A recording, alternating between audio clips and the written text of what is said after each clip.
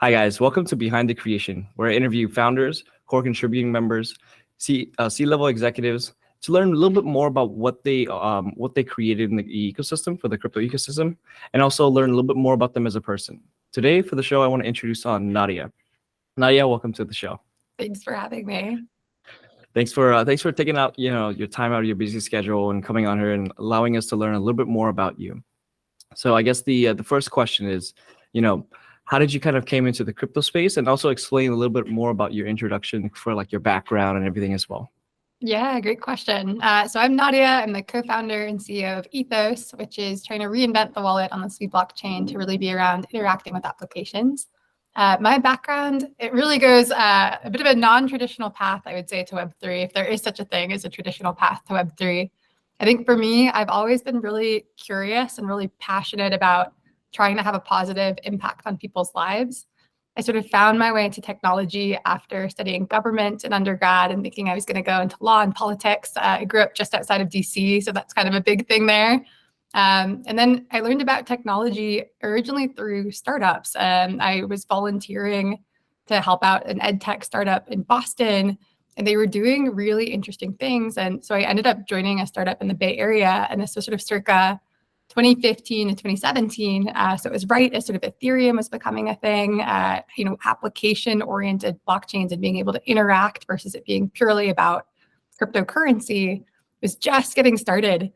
So that was sort of what I first learned about the blockchain as a technology. And I was really curious, but I didn't end up going super deep at that time. I ended up joining a startup in the Bay that was working on a lot of really creative new technology products around mobile and live streaming and consumer social. And we briefly thought about sort of blockchain, but ended up getting actually acquired by Lyft, where I spent the next few years primarily working on new rider products, which was a really great experience, sort of getting to see 0 to 1 and then really scaling to sort of millions of end users for things like bikes, scooters, transit payments.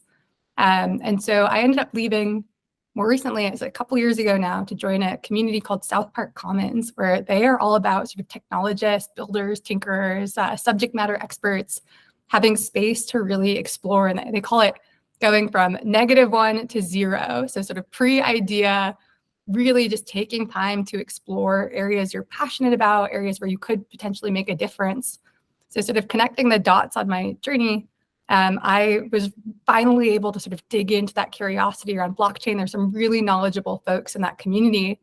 And my co-founder, Jared, and I sort of started working on a lot of different side projects, originally with the goal of learning. We got pretty deep in sort of the Ethereum ecosystem, working on different applications. And over time, we quickly realized that it's really difficult to build sort of creative consumer applications using sort of Solidity and smart contracts. So the language is really complex. You want to make sure anything that you publish to mainnet is going to be super secure. And so unlike working at like a Lyft, for example, you have this very sort of weird process where typically for consumer software, you want to be really agile, really creative, really iterative. And smart contract development, in our experience, was just not that way. So we learned about Sui and the Sui Move programming language about a year ago now, a little bit over, right around where the white paper came out. And that was really exciting to us because we sort of felt as builders, this solves a lot of the foundational challenges in terms of sort of that speed that you want, along with still having sort of really a lot of safety and security as a builder to create new kinds of apps. And so with that, we sort of dove in early into that ecosystem, but we were so early that we were actually, I think, the first sort of third-party builder on DevNet. So at that point, you really needed a lot of the foundational infrastructure. So we took this kind of two-part approach of really focusing on how do you sort of pave the way for more types of use cases, more types of consumer applications, providing developers with infrastructure and tooling and support there, but also really opening it up on sort of the wallet and application side to what kinds of new experiences can you create here. So there's a lot there. We're pretty excited. We're building a lot across the wallet itself, as well as different apps like Sui 192, which is sort of a simple, fully on-chain game. And then a lot of infrastructure on the developer side to help other builders in the ecosystem. Yeah, especially for the those, it's kind of interesting going into from like the politics portion, going into like the crypto side. How was that transition for you in the beginning process? And kind of like how is it 'cause you said you were living out in DC and growing up there most of your life.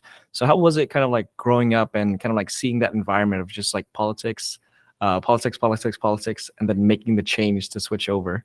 Yeah, I would say for me personally, I mean, I think growing up, like really wanting to have an impact, the way that I sort of thought about having that was really through sort of your law and politics route. Because growing up, I grew up in Northern Virginia, went to high school in DC. There's just so much excitement in terms of what's going on, what's happening, change being made.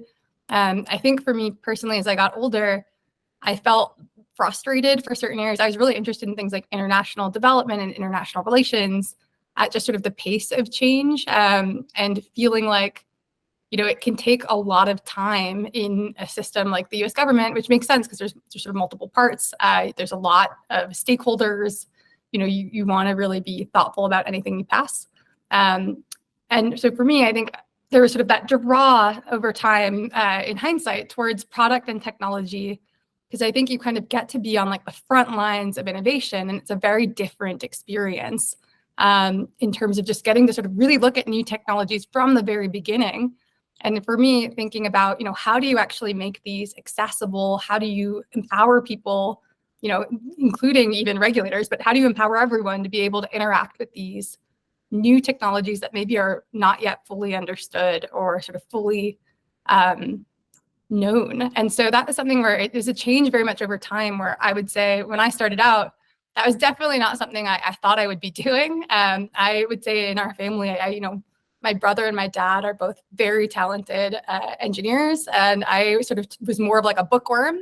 And it took a long time to sort of realize that actually, like, I love product. I love sort of the puzzling of pulling together, like, what is a problem that you are trying to solve, to how do you sort of leverage these tools to effectively solve it and then see that impact on people.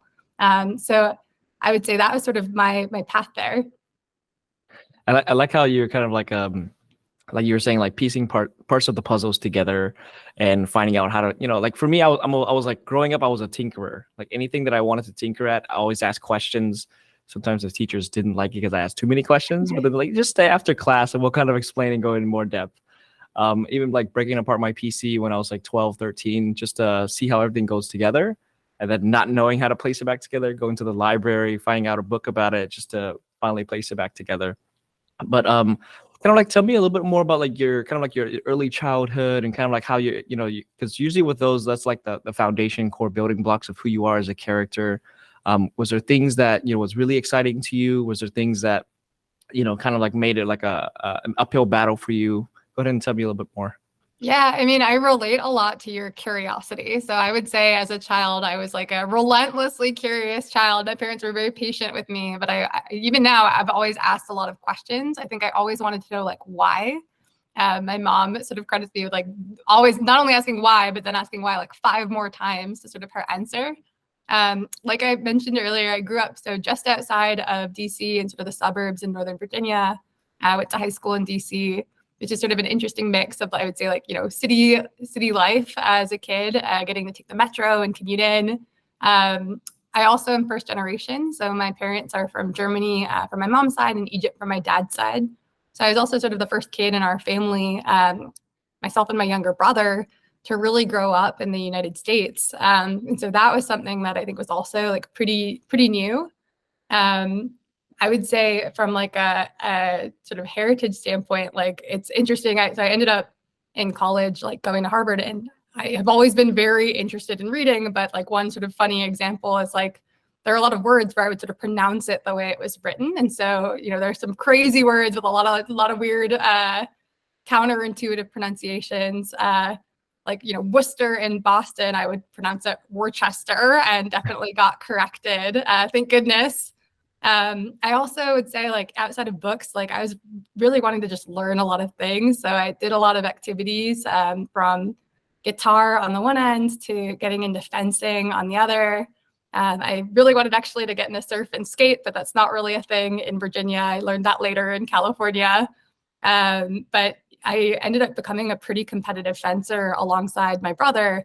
I started relatively late, which I think is sort of interesting. A lot of children that get sort of really into the competitive fencing scene start when they're like really, really young. But it was something where I loved it. And I learned really quickly. And to sort of the puzzling piece, like fencing is often likened to like a physical chess. So you're kind of constantly thinking.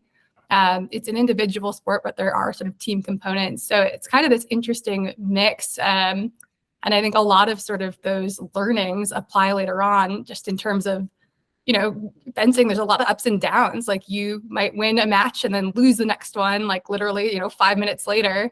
And so I think getting sort of used to that, especially as sort of a late starter, is something that has just been really valuable as like a life experience. So for the kind of like, because fencing is very, very competitive. I've seen some, like a lot of my friends in high school started going towards fencing. Well, I went to like swimming. I went to like swimming and golf, both of them for like 4 years, like the entire high school days and everything. It's really, really competitive. Now, do you think that's kind of like one of the characteristics and that you still currently have towards everything? Because like as someone that loves competition, friendly competition, not like crazy competition and everything. Is that something that kind of drives you as a motivator to kind of like push with your current company and kind of like push boundaries as well? Yeah, it's an interesting question. I would say I definitely do still have, I think, that sort of competitive drive, but I think it's like, for me, it's about applying that productively, where I think it's less about like competition for competition's sake. And I think personally, like an easy mistake as a founder is to sort of over-index on like, what is everyone else doing?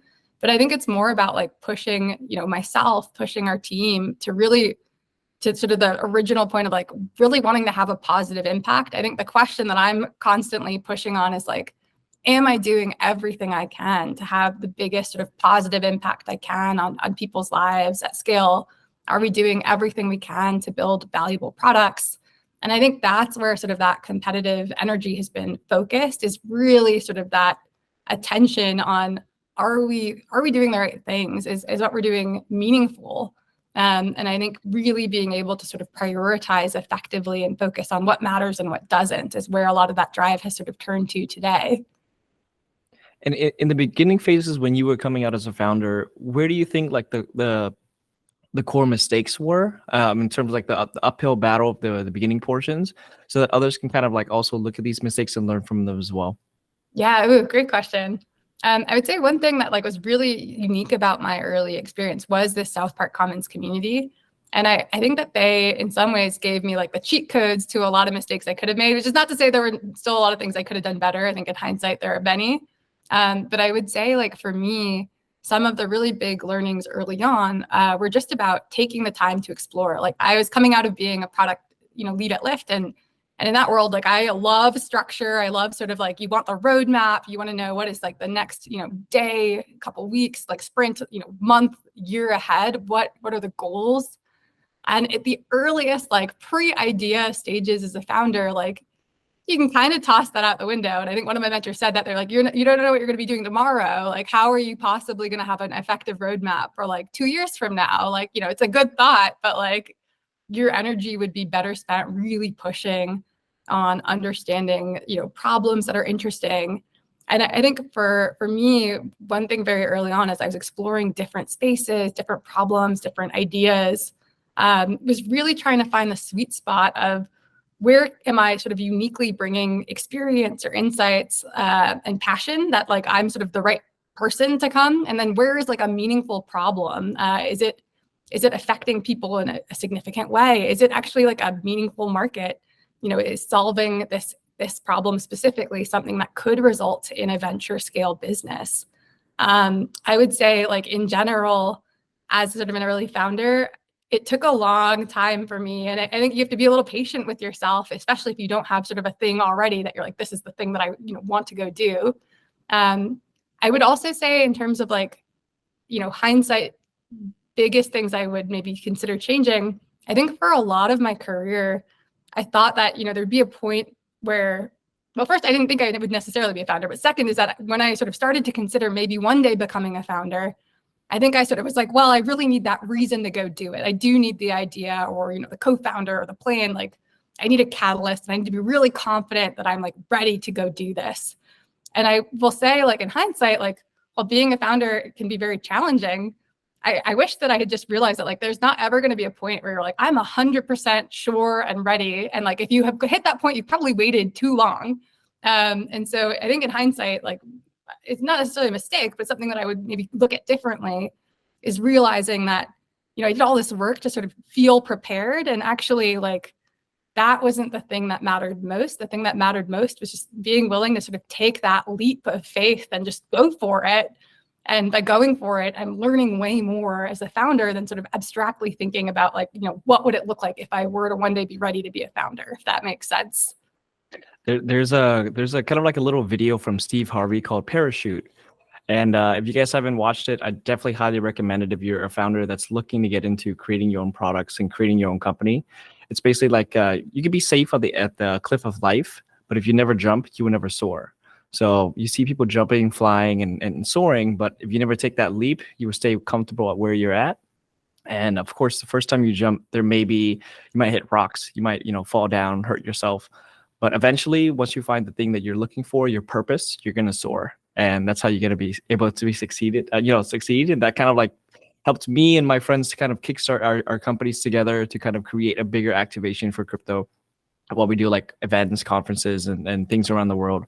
But kind of like going back to your childhood area, it's like growing up, was there any role models that you really, really admired? It could be whether it's family, celebrities, or, friends and everything as well. Oh, that's a great question. I mean, I think like one role model that I had growing up, honestly, was my dad, where he was someone where I remember, because he worked sort of across the street from my middle and high school in DC, so I'd get to tag along with him. And at the time, he was working on satellite communications, and he just, so thoughtful, but I think he really demonstrated in a lot of ways that the sort of type of leader, and I don't know that he necessarily knows this, but like the type of leader that I wanted to become, in that he was so like brilliantly smart.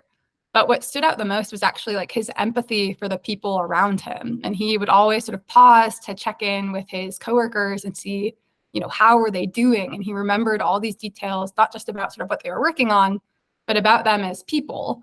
And I think that that's something that has really stuck with me, and sort of has shown just in terms of over time, as I've been exposed to sort of different work environments, different managers myself, realizing that to me, like, as a founder, especially, really wanting to create an environment where every single person feels like they can show up and do their best work. And I think recognizing actually that like a lot of that comes back to sort of my dad and that empathy that he had, and the time he would take to sort of check in on the folks around him. And it's interesting because it's not really something I've ever talked about with him, so I probably should. But in hindsight, I think that was like left a really strong impression on me, and sort of really wanting to create an environment where people are seen as people and not just sort of resources to be shuffled about. I think it was I forgot which company it was, but I know it's one of like the Fortune 500 companies, to where whenever you come in for like a job interview, it's like they don't care what position you are. It's like, are you going to be happy with that position, and if you're going to excel in that area? Because like if someone wanted to take like the CEO title and everything, it's like, okay, are you qualified? Place them into positions, and they actually made it to where it's like employee turnover was like less than 3%. Oh, wow. So it was like a really productive area to be like, hey, if you feel like you can take on this role, like we'll place you in a little bit of position to it, and then after a while you can actually take it if you're qualified and if you understand how to run it properly. And I think that's with a lot of people. It's like sometimes we're stuck into positions that we kind of like, we're here because we're here, but we could have been really, really utilized in other areas. So like even on our internal teams, whenever we're going through the startup phase, it was like, we had people that were really, really good at graphics designers, but they didn't like that as an opportunity. And we found out that they were actually exploring more of like the accounting degree portion. So they were a really, really great accountant and everything. And that's what they enjoy. They enjoy numbers. But we placed them into mundane tasks to where they're like, okay, this is probably not for me. I'm just going to, probably leave in a few months. But whenever we converted them, they enjoyed it. They stuck with us for a while, and they were kind of like even giving us tips to kind of help better the company. And I love that. And I feel like it takes, a lot of depth to be able to see not just what is someone good at right now, but what is making them happy and like motivated, and where do they want to learn and grow, and what are their goals. And I love that you sort of recognize that and were able to sort of adapt for this person and to sort of have them, really lean into what is sort of sparking their curiosity and joy. And it sounds like also like led to a really impactful change. It did, because like once you start to like, everyone has a passion route that they want to go towards, and then they also have a professional one to where they're like, I always think it's two ways. It's one is like passion, where I would love to do even if I don't get paid, and the second one's like, hey, I'll do this because I'm really good at it, but I'll kind of get paid for that portion just to kind of continue on and push on. Was that any type of path for you in terms of like one passion one, and then also one to like, hey, just to justify it means? Yeah, I definitely relate to this personally. So in technology and sort of my early career, I really ended up sort of doing, I would say, a lot in that I often was sort of hired in like marketing type roles, which I think it's hard to sort of say like, oh, like I was great at that, but I think I sort of was very like intuitive at it, and in part because you can bring that empathy and curiosity about people and translate that into insights around, an audience and thinking about sort of your messaging or your go-to-market plan. So even at Lyft, I started off on the product marketing team, which is a really incredible team. They're super talented and sharp. And I got to work on some very cool launches in that capacity. And in product marketing, I would say, especially sort of a role within marketing where it's very cross-functional. You work hand in hand with product management, with engineering, functions like design, data science, along with your marketing counterparts like the creative team, the brand team, so many different folks. And so that was a role where I felt like over time, I was almost like showing up for someone else's dream job. I like objectively recognized that like this is an amazing role and job. And I did feel like we got to have a lot of impact as a team. I also managed to work on sort of the founding team of bikes and scooters and micromobility at Lyft, which is like a really exciting and special project where it just was very almost like startup within a startup. Like it was very scrappy. Everyone really wanted to help make a difference. And it was just a sort of very change-filled period where I ended up even being a manager of a pretty big cross-functional marketing team. And I think there was sort of this feeling for me of like, this team is so incredible. But looking at sort of myself and where I'm at, like I'm, really wanting to do everything I can to serve the people on this team. But if I'm looking at like my own sort of day-to-day, I'm not necessarily like loving it. I'm not having that passion for what I do. And so that sort of led to a lot of self-reflection. And I mean, a lot of leaders were very supportive at Lyft in this. And realizing that when I sort of thought back to the moments where I was most passionate, and at that point, I wasn't even really thinking about becoming a founder, but it was being closer to the product and really sort of the origin of what's that problem we're solving for whom, like, how do you solve this? What does the MVP look like? Working really closely with those stakeholders to go from understanding that sort of puzzle and then solving it with a product that you can bring to life and sort of see in the hands of people. Like the magic of bike share, living in Denver, you see the Lyft bikes and the scooters all over the city. Or you see people, being able to pay for their bus ride in the Lyft app, and like being able to sort of work through the puzzle of what problem are we solving and how do we bring it to life. That was what brought me the most joy. So I ended up transitioning into a product management role. And it's interesting now as a founder, because you really have to apply all of those skills, right? You do whatever the company and team needs you to do. So it's a lot of both. But it is helped in just that I recognize that, I think marketing is super important as a role. And it's something that I do a lot of actually today, but that product is sort of where that like passion lies for me and a lot of that joy.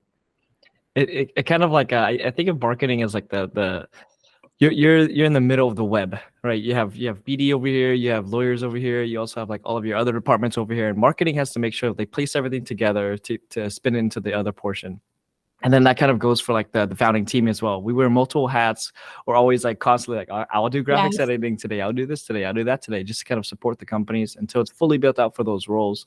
So I guess it's like it's basically you're also now the center of the web as well. So it kind of prepares you for that portion to push on to the next one. Yeah, I mean, I think it's a great observation. And it's something that I've reflected on actually, where it's like, I think you're right in some ways. And like, there's a lot in parallel there.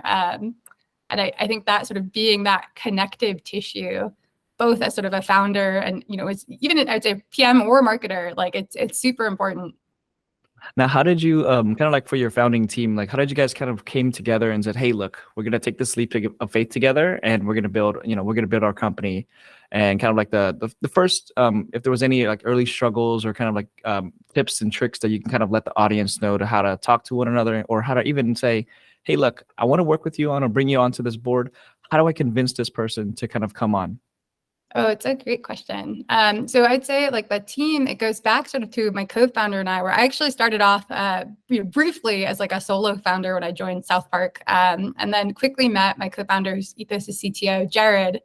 And he is like absolutely amazing. He has been sort of a builder for over 20 years. And so he has so much experience in terms of, using new technologies, startups, just one of the sort of most creative builders I've ever met. And we ended up actually very early on through sort of the project phase of our explorations in Web3. We were working on a project along with some other South Park Commons alumni and members and friends called Blank Foundation. And this was sort of in the heyday of NFTs, like very sort of bull market times. There's a lot of craziness going on. And so we were a little bit tired of that. And so our premise was, let's just create the social experiment. It's literally a blank JPEG. People can mint it for free, like you pay gas, but it's not like a shill. And we'll decide what happens. Like the community gets to make a decision. So it was much more about the community. And so members in our Discord would see sort of new applicants. There's a 3-question, form, and vote them in. And so it was really about the people more so than about like the assets. And so that was a really fun experiment. And through that, we actually met the person who ended up becoming our first the sort of founding engineering team member, who was part of that project and also just on the side working on really creative projects of his own. He had been doing this like AI haiku NFT project that I just thought was like so creative. And so he joined us even when we were still at that point. It was before Sui was announced. So it was very much pre-Ethos and sort of our early explorations. And so I would say that was a period where it was just like, still highly ambiguous. We were still searching for what did we want to solve and iterating through different ideas and problem spaces. At that point, sort of within the Ethereum ecosystem, we went deep on NFTs. We went deep on infrastructure because we realized there are all these challenges to building creative applications with NFTs. We did all these different explorations before finally learning about Sui. And so, what I would say is with him, he continues to be an amazing team member. But what really like struck us was that he was comfortable in that sort of highly ambiguous, highly early stage environment, which I think is something that was like really unique, and sort of was willing to trust us and to sort of go on this very wild early ride together. As we've grown, we're a team of about 7 now. It's been really interesting where hiring is something where we have, I would say, a pretty strong network. We've also, looked beyond it, but I think a lot of the best sort of team members have come in very serendipitously. Design was a role where we got really lucky with our designer. It was one of the sort of most challenging roles to fill because for us, we're building products for 2 sort of different audiences. And even within that, there's sort of fragments of like, you have the developer builders, and then you have sort of the consumer end users. And then even there's a split for both of like, are they sort of Web3, familiar, or are they newer? In which case it's like a very different audience. And we wanted to create products flexible enough to really try to meet the needs of both our existing sort of Web3 community and to be able to onboard new folks. And so finding a designer that sort of, was not either taking Web3 patterns and just sort of saying, yeah, of course, this is what a wallet looks like, this is what it looks like, or coming from, Web2, or maybe they don't have that familiarity and context, but will need a really long time to ramp up, was super hard. And we actually met Danny through a design studio that we were working with to sort of help us as a stopgap. And the sort of founder there was like, hey, she's actually looking to go deeper into this space. Like, you guys should connect. And so we were super lucky. And I think she brings like just so much brilliance and sort of that perfect blend of creativity, of really like deep audience empathy, and sort of just fit our team super well. I would say like in our case, one thing that we really try to do with new hires that maybe is a little different from a lot of teams is like give them a chance to get to know us as a team. And so instead of sort of having just a standard interview process, one thing that we offer to pretty much all candidates is the chance to do sort of a paid homework assignment.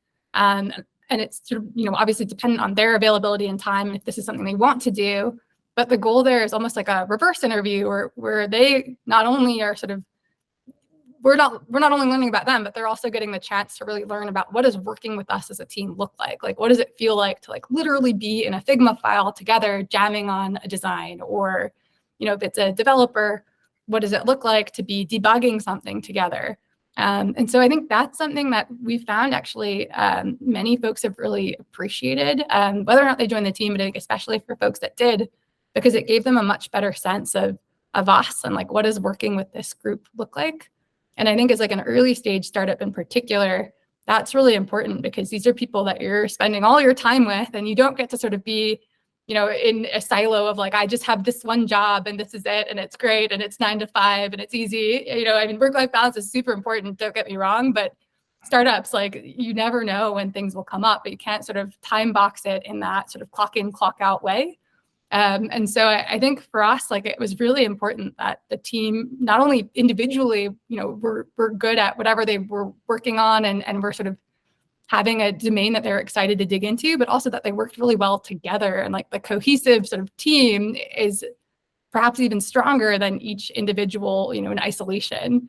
And so I think that was something that we really looked for, was how would that sort of together dynamic work? So I'd say, it's a lot on teams, but that's sort of my thoughts right now. No, your team is kind of like the core foundation of like how you are going to be structuring the company, how everything works together, how everyone plays well together, because it's kind of like it's a team effort. Think of it as like in sports. For example, I'll give like a swimming portion because I did a lot of swimming. It's like I have a relay team where it's going to be 4 of us swimming against another team of 4. It's like if you have one bad person in the beginning, the rest of the team has to pick it up. And I'm usually the last person, which is the sprinter, which is called the anchor. It's like, hey, we're really, really behind. You got to really, really haul it, or else we're going to lose, because like first place and second place, it's only the difference of the, how competitive your team gets and how you actually place in there. But at the end of the day, it's always making sure that you're pushing for your team the hardest, because then afterwards we can kind of look back and say, hey, you were kind of like placing us down. Let's go ahead and find ways to whether we rearrange it. Maybe that wasn't your best position. Maybe this one's the best, the best one, so that we can kind of work on it together as a team. And there was multiple times where, there was a lot of shuffling, making sure that everyone's being, everyone's in the right areas. Because like one of the things that I found out by interviewing over so I used to work in the restaurant industry. After interviewing over like 1,000 applicants, one of the things that people don't know which positions they want to be going into, but they have a general gist and idea. So I kind of like look for what would be a good skill set for them to kind of like be placed in certain areas. I remember there was one time where this guy was applying for a cashier, and I was like, you're probably better off being a chef because you already have culinary experiences, compared to just, placing you in a position that probably in 6 months or not even 6 months, you're not going to like, and you're probably going to find something else. I love that. I feel like that's incredibly thoughtful as well in terms of sort of helping folks find, I guess, roles that they are not, it's not just sort of like a job for like a quick stint, but like hopefully is an area where like they're excited to like develop and grow and sort of hone their craft. I think that's something too, where like within the context of a startup, I think an area that I want to make sure I'm doing, and like want to make sure I'm really everyone on our team is doing, is just like consistently checking in to see, how are folks feeling. And I think it can be easy, to sort of, the story I told earlier of marketing, of being like that Band-Aid where like you're doing a role because you're good at it, but it's not bringing you that sort of joy. And I think those tend to be the types of things that are really difficult. If you do end up sort of overstaying past that short stint, I think it's really, easy to get burned out or to really struggle. And I think once you're at that point, it becomes really difficult to make a change. And so I do think that that's sort of what you're describing in terms of that proactivity of helping people find a space where they're going to be excited to show up and like excited to wake up in the morning is meaningful. I mean, that's something even in interviews I like to ask is for candidates, when you think about like, forget about Ethos, like what's a role where you're like, I am so fired up to get out of bed today. And like, what are you doing? What does your day look like? Like the title doesn't matter. And then I think on the flip side, like everyone has definitely had days too, where you're like, man, like that was a drag and I'm like ready to like close my laptop and like, go crack a book or Netflix. And what do those days look like? And I think that actually can be like way more informative than like reading through a resume, because I think it tells you about like, what is it that that person is sort of so fired up about that like lights them up. And then I think on the flip side, like, what are the things to really think about avoiding, where like maybe it is sort of deceptive, or someone is really good at something, but actually that's really draining to them to do. I always ask them, what do you feel like your purpose is, in terms of like whether, like just a general question is like, what is your purpose in kind of going towards this route, right? And that's where I kind of like found out like everyone would kind of be, of course it changes over time, because earlier on in the years, like when I'm 5, like my purpose is to go to space, and then second portion is like it changes. It's like, oh, my purpose is to make sure I'm helping and providing for my family, and then after that it's like my purpose is to make sure I build something for the world. So it's like kind of like at the current stage right now, it's like while you guys are building out Ethos, it's like, what do you feel like would be the answer to that question? It's like, what is your purpose and on why you're building this? Yeah, it's a great question. I think for us, our purpose really is around making the sort of new technology of the blockchain overall, but sort of specifically in our very nascent Sui ecosystem, making that technology accessible and really empowering people, educating people, supporting people to interact with it, both as sort of developer builders and for end users. And I think those look, sort of getting into different ways. But I think at like the root of it, like our purpose is really around like, how do you empower people to benefit from new technologies like the blockchain, like Sui? How do you make it safe? How do you make it accessible? How do you make it easier to create these, delightful, hopefully valuable experiences across many different use cases, not just the ones that we sort of know right now? And on the end user experience, how do you provide something that's flexible enough for people to be able to interact, whether you're a Web3 expert and you want to dive right into sort of really deep, complex technical experiences, or someone much more newer and you're just like, I want to play this game, but I don't know how to. And how do you sort of make that continuum and like that journey something where at every single stop, it's approachable, it's hopefully valuable, it's a sort of the safer, more meaningful experience. So I think sort of at our root, our purpose is really about how do you empower people to interact with this technology. And I guess for kind of like the finalizing question portion, everyone that's going to be viewing this, they kind of like want to know the little tips and tricks of like, how do I scale really, really quickly, and kind of like how do I get up to your level and everything in terms of building, crafting a team together. So what would be, I would say, like the top 3 advices that whether you received from others or you kind of like found a way on yourself, that you would let them, kind of help them push themselves? Ooh, I'd say like top advice, and this is maybe counterintuitive, would be first, like really check yourself on are you at a point where you should scale? And I think really like early on for us, our goal was not so much to optimize for scaling, but to optimize for learning. And I think as sort of a seed stage founder, in a lot of cases, what you're looking for is product market fit. And if you focus too much on growth and scaling too quickly, especially if you're leveraging things like paid acquisition, for instance, you can almost like deceive yourself. And so for us, like we've seen a lot of early growth, but we've been really deliberate about like no paid marketing. Like we're not getting into, what I think has sort of become the norm for a lot of early crypto companies in terms of leveraging things like airdrops or, sort of incentives heavily. And I think for us, like really what we want to do is create valuable products. And so you don't need that layer of incentives, because it actually clouds your ability to see, is this product having impact? And you want to really think about how can you qualitatively and sort of quantitatively measure the impact that you're hoping to have with that product? For a consumer application, you're probably looking at something like retention, if it's meant to be sort of an engaging experience like a game. On the developer side, you're probably looking at, are the tools that I'm building actually, useful? Are people benefiting from it? Is it solving problems for them? How are they interacting with it? Is this actually empowering people to build better applications? So I would say like first tip is sort of before you scale, like really, really push yourself of like, have we learned as much as possible? And are we ready to scale? Do we have flat retention at sort of a good level, if that's the metric you're looking at, or what are your goals? Then I'd say if you are ready to scale, my biggest sort of advice would be there's not really like a one size fits all playbook. I think it's so dependent on your market, your audience, and sort of your unique product, your unique product's value proposition. and where they are. We were talking earlier about like channels and like why would you create, different types of content for different places?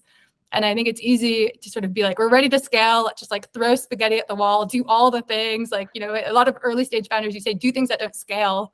But I think that behind that is you do things that don't scale so you can learn. And so if you are just doing a bunch of stuff, but not learning anything, like that is actually not a very effective way to do things that don't scale.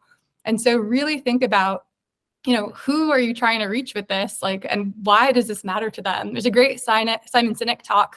I think it's called What, How, Why. And he talks about sort of Apple and their messaging and their value propositions. And I think it's a really great explainer of, a bunch of companies make computers, but why is sort of Apple's positioning special? And it, to sort of your earlier question, it starts with the purpose. And so I think that is a much better way to sort of think about how do you introduce things. And then the third piece I would say is to experiment like crazy. And I think that sort of to our sort of stories of competition, of testing, anchoring the team and having different people in different roles. I think one of the best ways to learn quickly as you're starting to scale and you sort of have the ability to go beyond sort of qualitative user research is really to start experimenting. Try to learn as much as you can, set hypotheses, test them, fail quickly, because I think that is ultimately the best way to go about it. At like a Lyft scale, you're able to do things like A/B testing, but at a startup, I think it's a lot, at least at our stage, it's a lot quicker and dirtier where you really need pretty substantial scale for A/B testing to make sense. So really, how do you think about with a given product, like how are you able to sort of get that MVP out there, learn even before you get it out there? Like, are there things you can do like qualitative user research? There are like so many great resources, like the Google Ventures sprint process and the sort of design user research elements that go with that I think are just like absolutely wonderful in sort of the earlier stages, because I think it's easy to say, I don't have enough signal, I just need to grow it.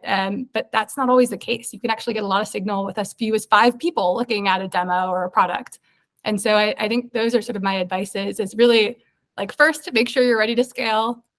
Second, when you are, like, be really thoughtful about like your hypotheses and who are you trying to reach? Where are they? How are you reaching them? Play to the channels and messaging that makes sense for what you're doing. Don't throw spaghetti overly at the wall. And then 3 is experiment like crazy. And part of that is failing like crazy too. Like if you're not failing, you're not experimenting enough. That is a lot of nuggets in there. Like, so for all the founders that are listening, that was a lot of like, it's just like a lot of stuff to kind of like go over. Now, how would they be able to kind of reach out to you, whether it's on Twitter or kind of like any social media platforms? What would be a good handle for them to reach out to you and ask more questions? Yeah, I would say best way to reach out to me, you can reach out at Twitter anytime, either at my personal Twitter, which is at Nadia Eldeib, or the Ethos Twitter, which is Ethos Wallet XYZ. You can also shoot an email to me or the team at Ethos, and I'm checking it constantly. We've got I think info@ethoswallet.xyz. If you sort of shoot a note that you were here and listening to this, and and you have a question or you have a follow up, happy to help. I also try to do tweet storms fairly regularly to share sort of more like scalable insights with the founder community, because I think there can be a lot of similar questions, and I try to open source my own learnings as much as possible so other people can kind of skip those steps or have similar to sort of my South Park Commons experience as cheat codes to really help you move fast in the early stages. And then also find the purpose area too, to kind of like a lot of founders would go into the areas and say, I'm going to build this, I'm going to build that. Like I think even for me and my team in the beginning portion, we had like 50 ideas. We just written everything down, and then we're like, okay, maybe what are we good at? But I think one of it is just like the early ways of marketing, which we were good at, is what's the next evolution of marketing? Is I wanted to challenge myself, which is when we started getting into events, conferences, and then we became the glue of all of the different silos as well. I love that. And I think that's a great insight too, which is like ideas, I'd say ideas are important, but I also think, especially in the early stages, like don't get overly wedded to like any one idea, because I think odds are pretty good that by the end of your journey, that idea, might be gone or might look totally different from what you thought it might at the beginning. And I think if you're too sort of precious about ideas, it's easy to miss some of those key insights and learnings and moments that actually lead to these sort of like big unlocks like you just described. And so while I do think, ideas are important, I think it's also important to push on, what's something that you're actually passionate about? What's your purpose? For us, it was like we really wanted to find a space where we had deep conviction, and it was less important to have like the idea, but more what's a space we could see ourselves, adding value to for the long term. And that was sort of how we chose the space. And the idea came over time. And even there, it's changed a lot since the beginning. It's something where we're constantly applying what we've learned to try to improve it. Well, thank you, Nadia, for taking your time out today, coming on the show and kind of like giving everyone the insights. I'll go ahead and place everything in the link description. So if you want to follow her afterwards and kind of ask her questions, feel free to. And, just thank you for taking the time today to give us a lot of the insights for founders to actually grow and kickstart and, eventually say, you know what, I can do this, and kind of motivate themselves to push on and jump off that cliff. Not literally, but like figuratively. to be able to the start and founder soar. jump. Thank you so much for having me. This was so much fun, and I'm really grateful for all that you're doing too to help the founder community and to sort of share knowledge and learning. So this is a lot of fun, and I really appreciate it. Thank you. Yeah, it's like everything for me is just to make sure that we're allowing everyone to build and giving them resources so that we can actually grow the ecosystem in a whole, whether it's going to be ideas from, ideas from any type of verticals. Like we're starting to see like new categories starting to open up. So thank you for coming on and giving us these insights. Of course, anytime.